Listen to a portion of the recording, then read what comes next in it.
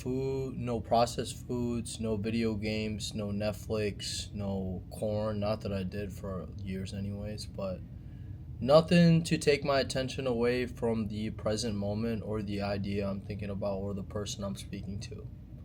So 3 days in, how do I feel? I feel good, man. I feel great. Nothing space bending or I'm not bending my reality yet. No, I'm joking, but um, nothing really substantial as of yet. I do feel bouts of clarity from time to time.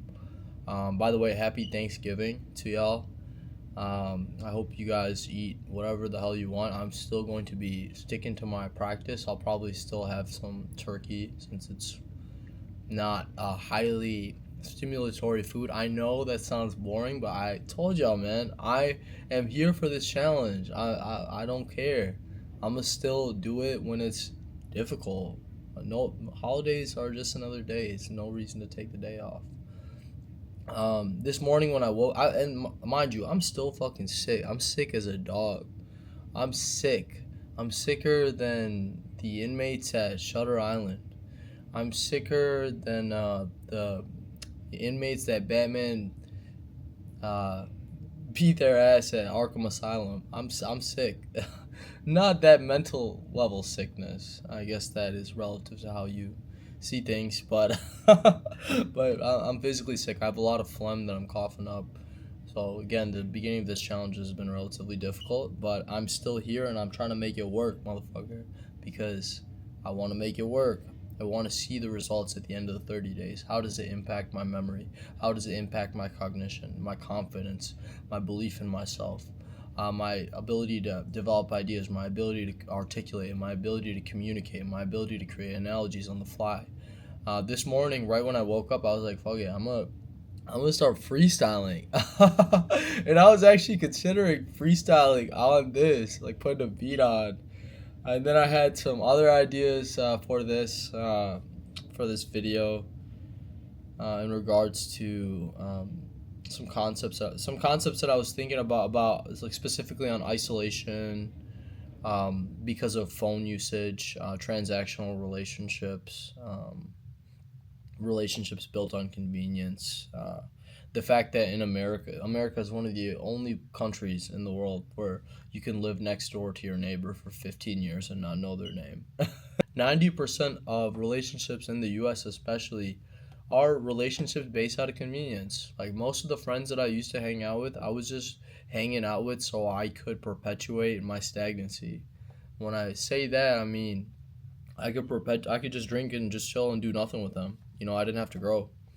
And I find that a lot of people have relationships like this, and you'll have even dynamics within that group where there's one person that feels better off than the rest, so they feel justified. And yeah, every group has its dynamics, but I realized, if you go to other countries, you'll see that even in coffee shops or just different public areas, people are more inclined to talk to each other. Like this is a story about my mom. She mentioned, not a story, but like something she mentioned was that when she walked around in India, she would be able to just say hi to anyone, and they would say hi to her.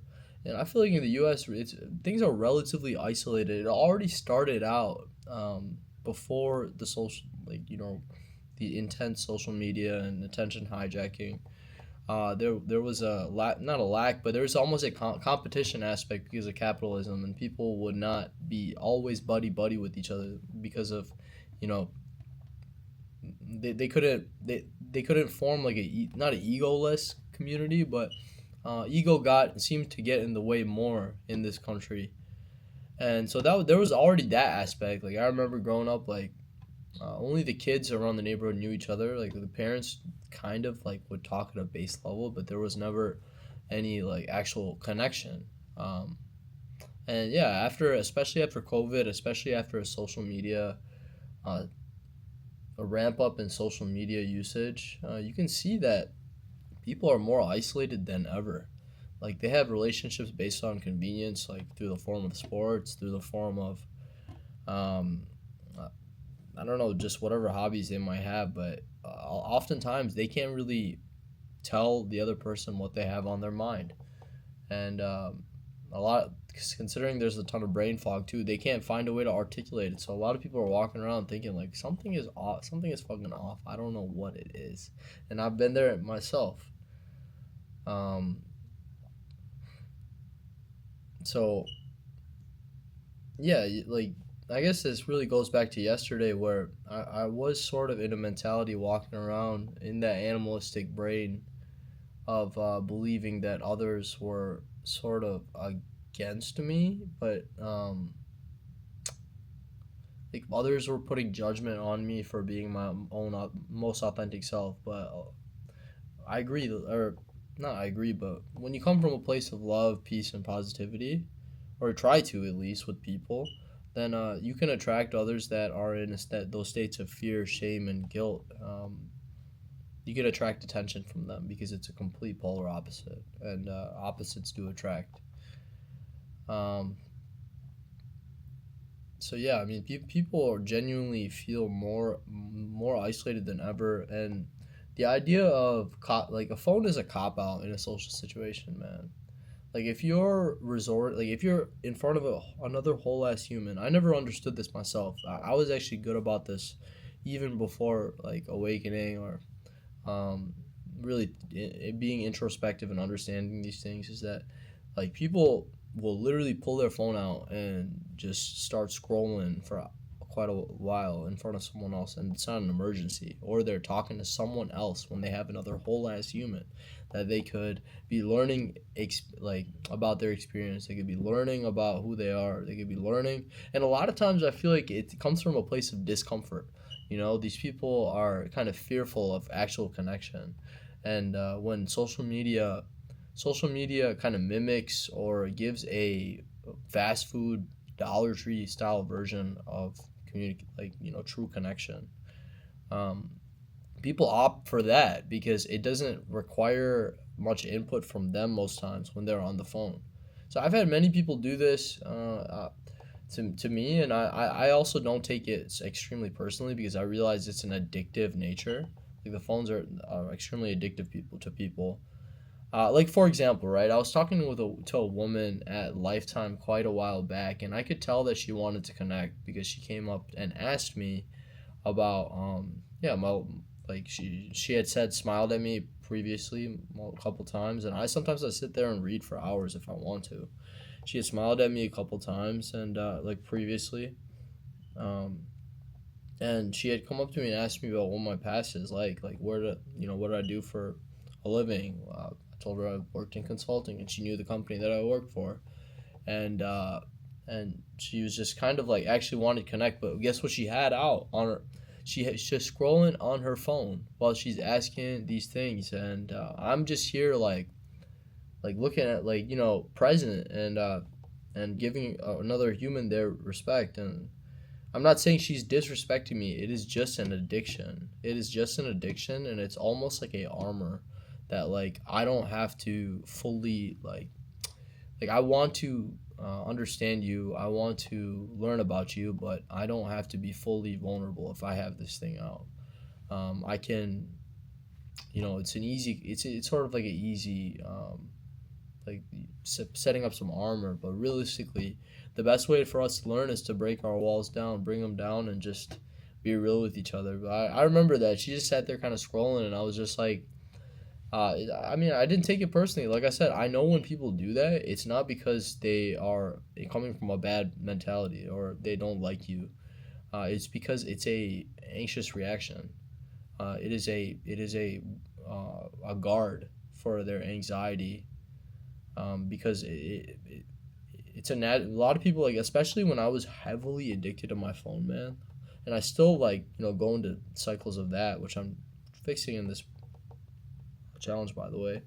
um, is that sometimes like my brain has like made a connection that I need to grab, same thing like grab at my pants. Same thing with like if you're a smoker and you're like in the car, like they'll find that like a lot of people are smoking in the car, so then they start doing this on accident because their brain has just made that connection after doing it so many times. And I think these things are very orchestrated at that to really to really like rub it into people that hey, we have you in chains. But yeah, people, uh, and another aspect to this is that people cut each other off more easily than ever. They literally will cut. An Anxious Generation by Jonathan Haidt talks about this. It's a book. That book is completely about how phones have been destroying people's brains.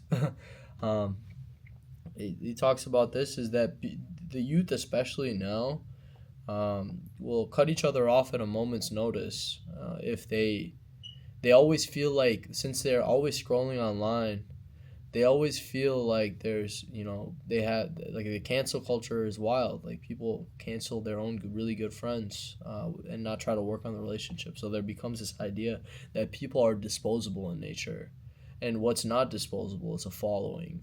But in all reality, that's an app that is built on lines of code, and it's built on flimsy love. Uh, I'm not I'm not saying that on these platforms you can't teach a lot, but there's no real connection that beats being in front of someone, uh, feeling the fucking oxytocin in between y'all, feeling the goodness between y'all, when you're real with each other, when you're honest, when you're not coming from a place of anxiety, when you're not resorting to your phones, when you're giving respect and reverence for another human that has lived many days before you and will live many days after you, and just being open and humble. Like there's nothing that beats that. No Twitch stream, no nothing like that will beat that. But there is this idea for the youth, especially, that they feel disposable. They feel like they can just be like thrown out like a dirty diaper. Like soiled their diaper, so now they can just be tossed out. This is, it's really unfortunate. I think it's the reason why a lot of young kids grow up like that, this cancel culture, and this sort of depression that they accumulate over time because of this lack of respect that they have for each other, and more respect for who can gain the most eyes on these platforms, which these platforms really incentivize kids to. It's pretty paradoxical. They incentivize kids to have this flimsy connection. um, Yeah, so it's relatively sad, but I guess I know I'm talking about a couple different concepts, but let me bring it all back together. Like in the U.S., there's a real shortage of true community that's not convenience based, that's not transaction based. Also quick thing about that is, like, you'll also find that groups always what is it mixed together. So like communities, like there's the Malayali community, which my family's a part of, and there's always usually church communities. But these like-minded people always talk to each other, so it produces this idea that, oh, if you think the same things that I think, then we can get along, which is not true. We can get along with having different perspectives. Actually, it's much better for our brain to run that confirmation bias of what like a good human should be, is we should be getting out of our comfort zones, learning about new industries, new communities, new people. Like this is how you get substantially smarter. You don't get smarter by talking to the same archetype of person over and over and over. And that's what happens. Like people group together, and then they form these ego games within these groups, these hierarchies. But yeah, America does lacks that sense of community because of capitalism, because people eventually feel the need to compete with each other. They feel small in the presence of another. Um, and then, like, in other countries, you don't see. I'm sure you see it, but you don't see as much of this. You see more of a sense of community. People respect the culture, the history and they feel like kind of a patriotism towards the history of where they're from. I think that might be part of it too. Is like U.S. is so diverse and a melting pot of different cultures that people don't really feel a sense of identity being in the U.S. Like this level of patriotism.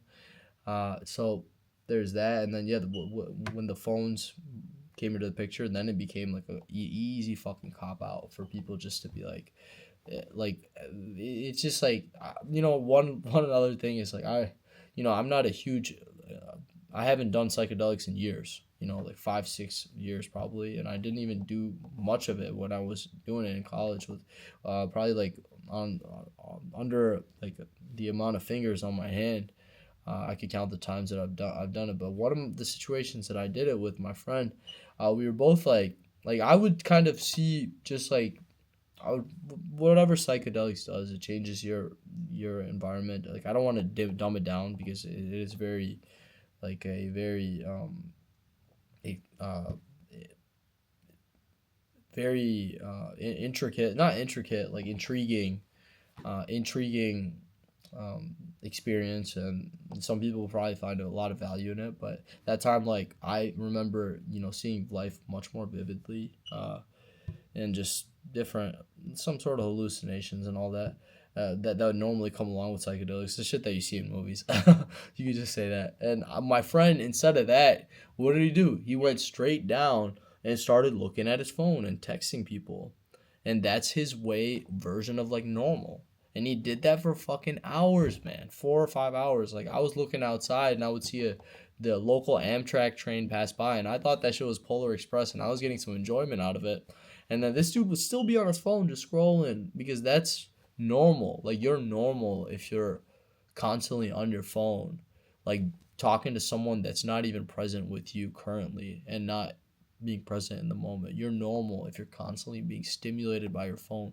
Like it's funny, these guys are all in group chats talking to each other while they're with multiple other people that they could be giving respect to and learning about and being open to and building relationships that way. Yeah, this was born out of clarity. I know that was see. I had this kind of concept that I would like to just talk about what I would want to talk about. Maybe it might not be the most efficient idea because like I should probably title this. Maybe I will add it to the title what I'm speaking about.